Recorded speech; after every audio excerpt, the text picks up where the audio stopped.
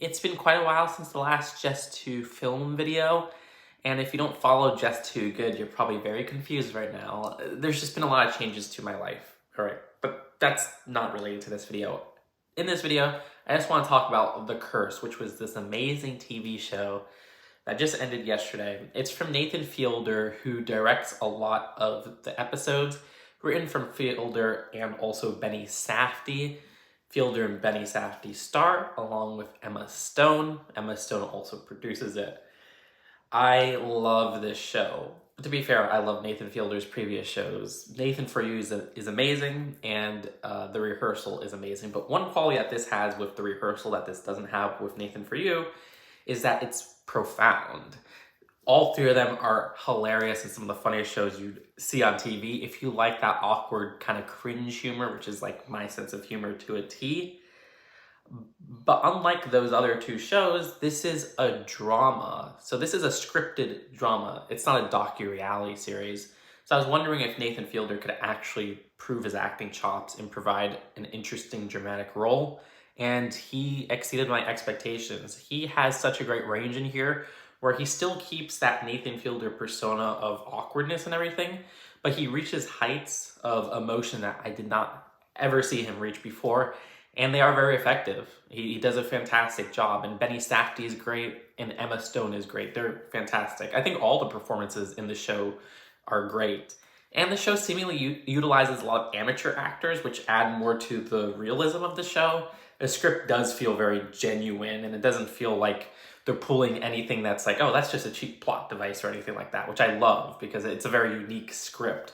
But yeah, this is basically a parody, you could say, from the initial concept on those Flip the House HGTV type shows. I mean, they even reference HGTV in the show. That's the show, the network that they're pitching their show to. And kind of deconstructing what do those couples go through? Where do they draw a line between their public personality on the show and also their private life? And just the concept of flipping houses in general. Is that something on the side of gentrification? Are you erasing culture by flipping houses? So you got some interesting commentary on those topics. But at the center of it, you have two very interesting relationships with this show explores, which is the marriage between Emma Stone and Nathan Fielder's characters, which is Whitney and Asher, and then the friendship between Benny Safdie and Nathan Fielder's characters, which is Asher and Dougie. And basically, Dougie is this character that has come from his past, who used to basically bully him under the guise of being a friend. And now he's his producer, helping him make this show, helping him and Whitney make this show. And this Dougie character is just very sinister. He's manipulative, and he still gets, it seems like, some kicks from bullying Asher, Nathan Fielder's character. And it's so interesting seeing the mind games and horrible, just, I guess, psychological games that he plays with Asher to kind of deconstruct and dissolve his character just for his own amusement. And then Asher is just this very daft, I guess, pathetic character who is excellently played by Nathan Fielder, and he's trying to do the right thing and just trying to be like the best husband for Whitney, but he's just so pathetic and unfunny, and I don't know, I love what they explore there. And then Whitney is somebody who wants to just be on top of the television world and their art to be celebrated and appreciated, but will go through like lengths of just running and walking over people to get to those.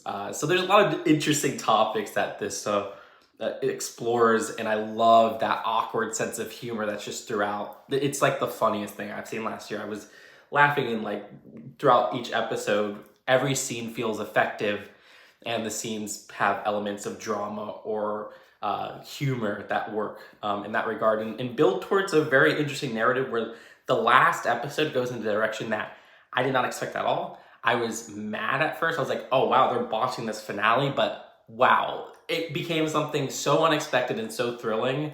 I absolutely loved how this ended.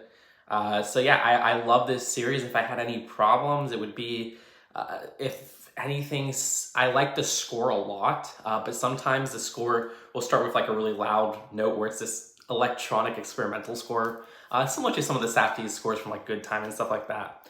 And that was just a little bit jarring, and maybe not with the tone, but there's that. And then maybe like an episode or two, Whitney's storyline is a little bit less interesting than Asher and Dougie's storyline.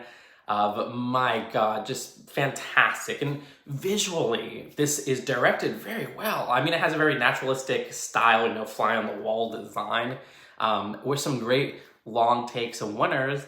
And this is not only directed by Nathan Fielder, because some episodes are directed by like the Zellner brothers, who I'm not too familiar with. So it's kind of cool to see that they replicated the style that Nathan Fielder has provided for those other episodes, and they don't feel like, oh, this one's like poorly directed compared to the other one. It all has a consistent level of great direction.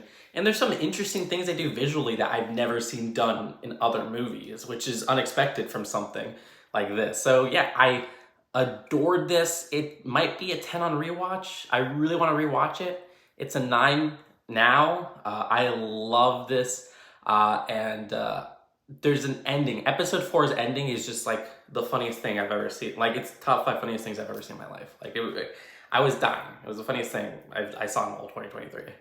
But yeah, I really want to make a spoiler talk video on the last episode, and I will be doing that. So stay tuned for that. But in the meantime, if you haven't watched The Curse, please give it a chance. It's not for everybody, and I know a lot of people just will straight up hate it, but I loved every second of it. And that's it for now. Subscribe here for more movie and TV show talks and stuff like that, because I want to at least try to do like one video a week. And I'll see you later. Peace out. Bye.